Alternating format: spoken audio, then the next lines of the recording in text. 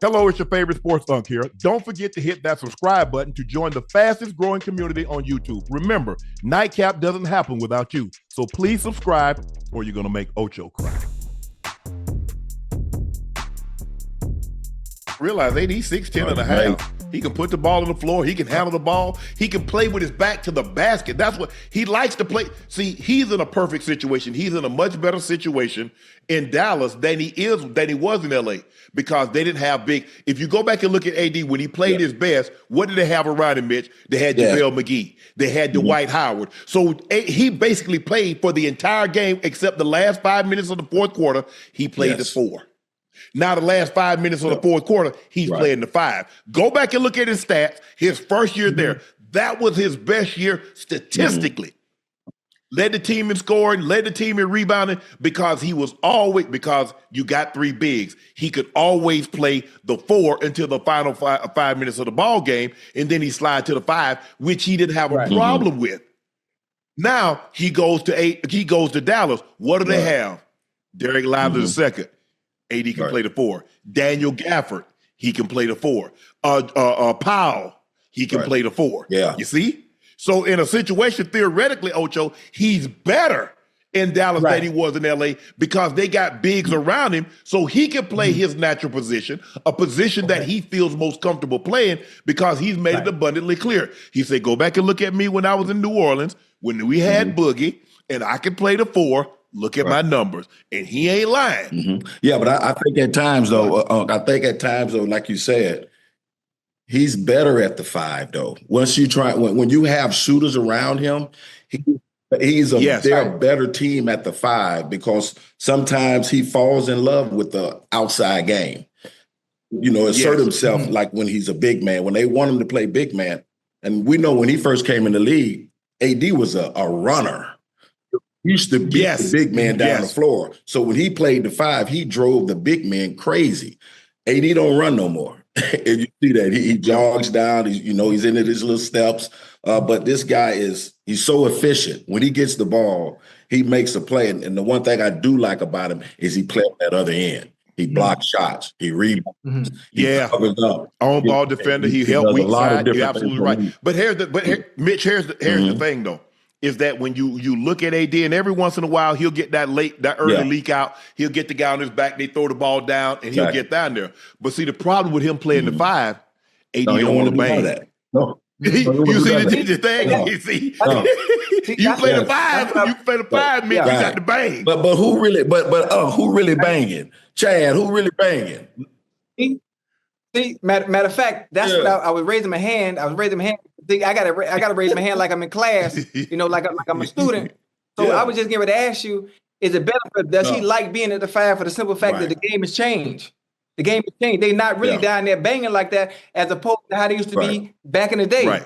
When you want to get your points, you got your big man down in the box. He posts up and you get in the ball. The game of basketball has changed from that in general, where he feels comfortable being at the 5.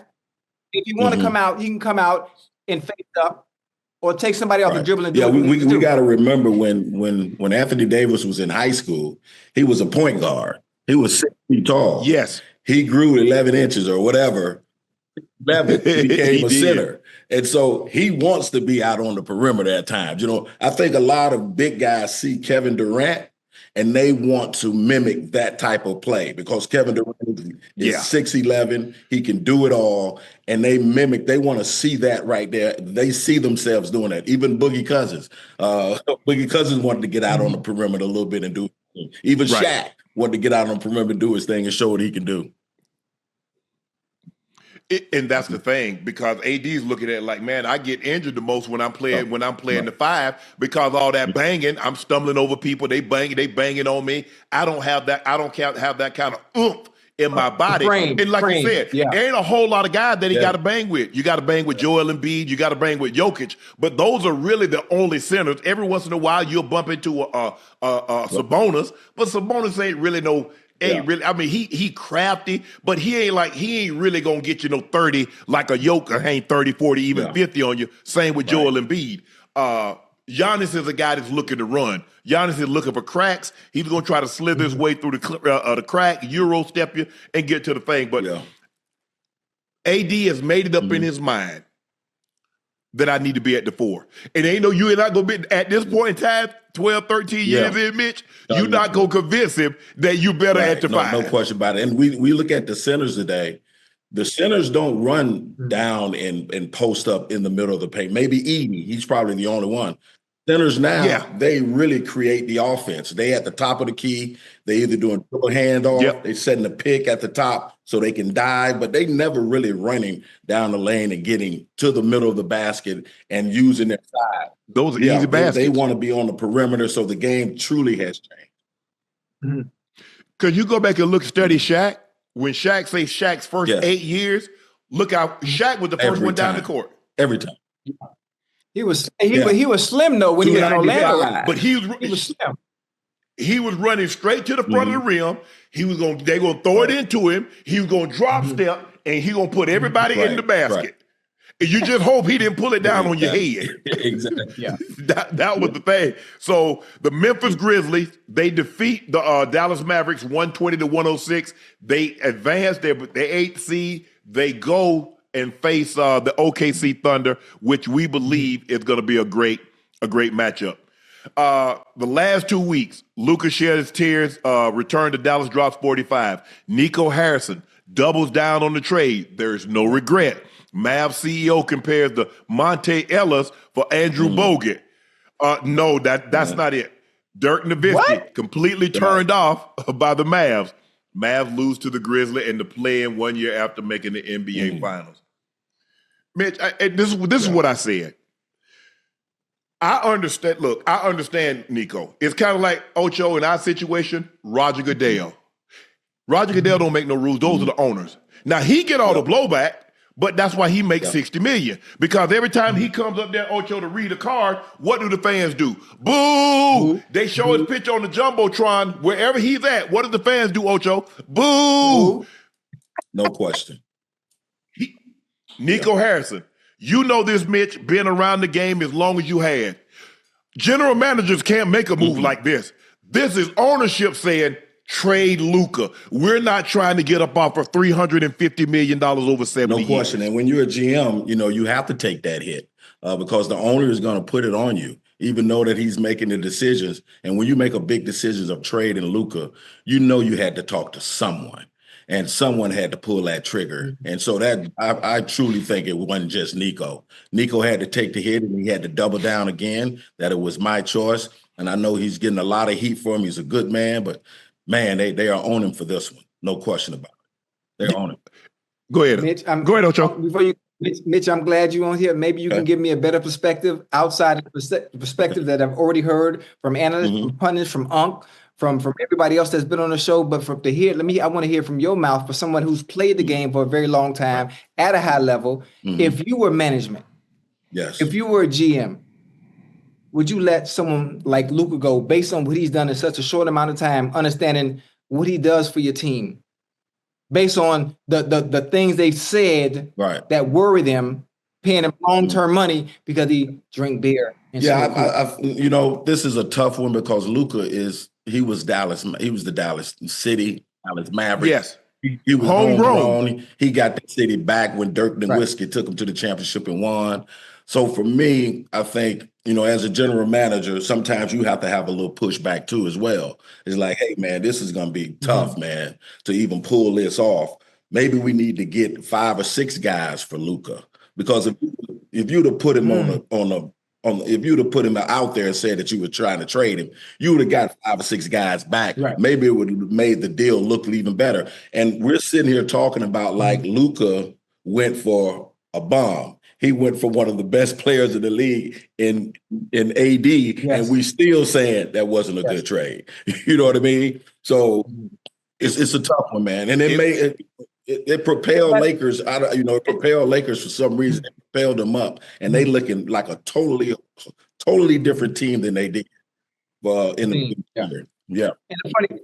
And the funny thing, Unc, when you think about it too, Mitch, let's say they did put him out there on the market, right?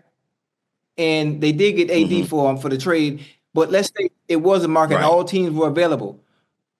What 5 or 6 players are you going to get that's going to be equivalent to that one when he does go somewhere else?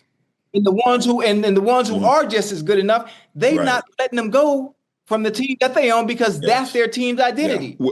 Well, look at it like this, Ocho. When the Clippers traded Shea for Paul George, do they think Shea was going to be this, or they would have never Absolutely traded? Not, because they wouldn't have pulled the trigger. You don't know. And plus they got draft compensation. I think the thing is, okay, you get AD, you get Max Christie. Mikal Bridges went for 4 first-round picks. Rudy Gobert went for players and 4 first-round picks. You get AD, Max Christie, and 1 first-rounder? I think that's where people are saying, hold on, wait a minute. Hey, this thing had the job. But that tells you right there that it wasn't just Nico's decision at that particular time. Because Nico being a general manager, he's looking for assets. He's looking for something to get back my player. I want to have something so I can see in the future. Kind of like what OKC has been doing for years. They're packing those first round picks. They're getting second round picks. They're creating and they're building a team as each year goes. So it had to be the owner's choice in this. Of course. The Alderson family purchased it. I think the son-in-law runs it, Josh Dumont. You look at what OKC did, Ocho, when they traded Russ. Yes. Patrick Dumont. They got first-round picks. They got assets. When they traded Paul George, they got Shea Gilgeous, they got Gallinari, and they got pick swaps, and they got first-round picks unprotected. So now Shea turns into what he turns into. Now, the one thing we can say about Sam Presti, he know how to draft. He drafted KD, he drafted Westbrook, and he drafted James Harden. All those players are top 75 players of all time. All players have won MVPs. So he knows how to draft. Right. Jalen Williams, boom. And he's wheeling and dealing. He gets a Caruso. He trades for a Lou Dort. You see now, he gets a Hartenstein in free agency. He drafts Chet Holmgren. So obviously he knows what he's doing. And I think the thing is, it's reported. We don't know. It's being reported. They reached out to Minnesota. Would you take Luka for Anthony Davis? Click. They reached out to Milwaukee. You mean Anthony Edwards? Anthony Edwards, excuse me. Anthony Edwards, Ant-Man. They reached out to, Minnesota. What about Luka for Ant? Click. Okay, they called Milwaukee. Hey guys, what about Giannis for Luka? Click. So now, because the more you call around, it's going to get out, Mitch. This thing got to be secretive. It's got to be hush. You see what I just said, though? Look at the names you just called. They are the team's identity and heartbeat. Yes. They ain't letting them. They ain't letting them go. So when Mitch say, okay, we put them on the market for 5 or 6 players. Well, the 5 or 6 you're gonna get is still probably gonna be equivalent to goddamn AD coming over there. Now maybe you go to Phoenix. Hey, what about KD? They don't really have a whole lot because they gave up so much to get KD. Because see, you got to scan around. So look. The best player that they probably could have gotten, Boston's not trading you Jason Tatum. So don't even call them. Right. You can't get Booker. So basically, okay, Ant-Man, no. Giannis, no. You're not getting Jokic from the Nuggets. Who can we get? And I've got a personal relationship with Rob Pelinka. Hey, Rob, now Rob's going to keep it hush-hush because he really wants this thing to go through because now we got the bridge for the next decade when LeBron steps, whenever that is, after 23, after 24, after 25, 25th season, we got a bridge for the next decade. No question. So, but for me, look, you can beat Nico up all you want to. He's low-hanging fruit. And Mitch say, hey, I'd have told the ownership, they say, hey, you see that check? You got your name on it. If you still want this check to have your name on it tomorrow. We can say what we want when we over here right now, but I think Nico had to make a conscious decision You know what I mean? He's in a job. He's still doing his job. And if the owners, he got to understand, he got to speak. If his owners say that they want to make this trade, you can argue all you want. You can put your points up. But at the end of the day, hey, I got to do it. And, Luka going to the Lakers, probably any other team, he probably would have still been out of shape. You know what I mean? Going to the Lakers, it really, like, now you with LeBron. Now you know how to get in shape. You want to show Dallas that, hey, man, y'all made a terrible choice. Luke is getting himself back in shape. He's in better shape when he first got there. So that team, I mean, it looks going to be difficult. I mean, it's going to be difficult in the playoffs because they set up very well in the bracket right now. They don't have to face Denver early. You know what I mean? So they set up very well. Yep. In the early game, the Heat regrouped after losing an early lead. They beat the Hold on, the who? The Heat. The who? Okay. I want you to keep that same energy you had when you and ISO Joe was on here talking about we was finna lose. Okay, but go ahead. I'm gonna let you finish. My bad. The Heat regrouped. They beat the Hawks in overtime 123-114. Tyler Herro was on one again. 30 points, sank 2 big threes in overtime. Let me get this. He was, he scored 30. I think he scored 38 the first game when they beat Chicago. He backed it up with another 30-point game. He got 20 points from Andrew Wiggins. He got 17 and 11 from Bam. He got 12 points from Highsmith off the bench. And they got 16 from Davion Mitchell, who played 40 minutes, did a great job. Trae Young did have 29 points, 11 assists, but it took him 22 shots. So that's what you want to do with a score. Look, I'm not saying I'm going to shut you down, but I'm going to make you as least as inefficient as I possibly can. So if you get 29 shots and I force you to take 22 shots to get them, you got to live with that. Yeah. You got to be proud of Donovan Mitchell, man. He's been all of that, man. He's got an opportunity now in Miami to play some minutes, to play some solid minutes. He plays it hard, bro. He works out hard. I've seen him in the summertime of what he does. The guy works out hard, and he demands on that defensive end that you give him respect. Now he's hitting a 3-point shot. So I'm so happy for him to get an opportunity, man, to play and show that he can play in this league and play big minutes. Yeah. Matter of fact, hey, Brother Mitchell, I know you're going to see this. I want to say I salute you. I love you. I appreciate you for backing me on Unc and ISO Joe, who said we didn't have a chance against the Hawks. I appreciate you. The fact that you playing both ends of the course and you showed out tonight. Boy, I'm going to be there courtside. You hear me? I'm going to be there courtside. Tyler Herro, thank you. Tyler Herro. For everybody that didn't believe in us. Now, I told people earlier, and they probably going to laugh at me again and say, oh, I'm a casual fan. I don't even watch basketball. But when we come out the East, I want everybody to remember, I'm going to keep the same energy, keep the same energy. You must be on an airplane. Okay? That's the only way y'all coming out the East on a plane. Okay. Y'all damn sure ain't going to beat y'all not going to beat them teams in the East and come up out the East. Hold on. We got the number 1 seed, right? We got the number 1 seed, right? We got the Cavs. Y'all playing the number 1 seed. Y'all ain't got the number 1 seed. Y'all in number 8. Okay. No, I know we ain't got number 1 seed. I'm saying we playing the number 1 seed. So what's going? Hey, I got a question for you, Mitch, and for the chat too. What's going to happen? And don't try to say it was a surprise. Okay. Don't try to say it was an upset. What's going to happen when he eliminate the Cavs in 7 games? We got to say that. No, we can't say nothing. If they upset the Cavs, then we got to give them some props. Okay. Whoa. Time out.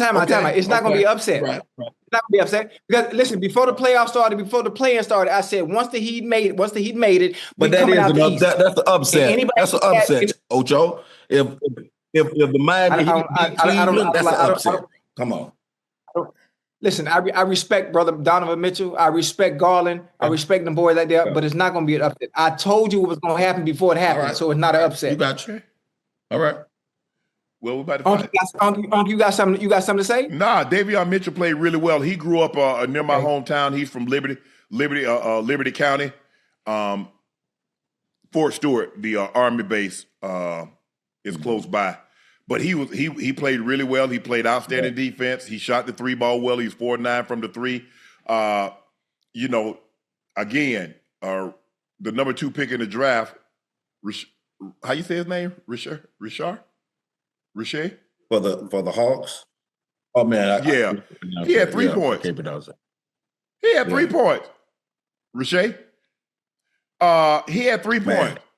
And he played 16 minutes. So that tells me that Snyder was like, bro, I see you ain't got it tonight. Let me get you on the bench. Because George Niang played 26 minutes. Karis LeVert, 37 minutes. Terrence Mann, 25 minutes. So, and the other guy played 15 minutes. So, and they had 6 points between them.